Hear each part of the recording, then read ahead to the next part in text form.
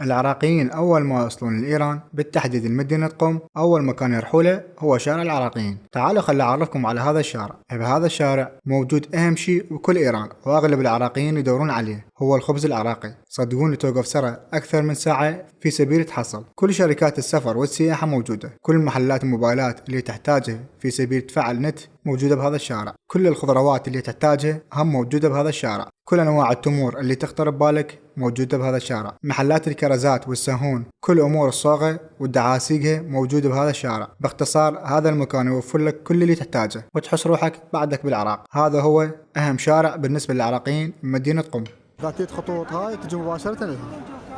هاي الشركة الفرع الرئيسي هنا، حتى أسعارهم كلش رخيصة. سعر الخط هنا 150 تومان. العراقيين تدخل له منك بالبداية تجون هذا يا مباشرة. هاي الشركة الفرع الرئيسي.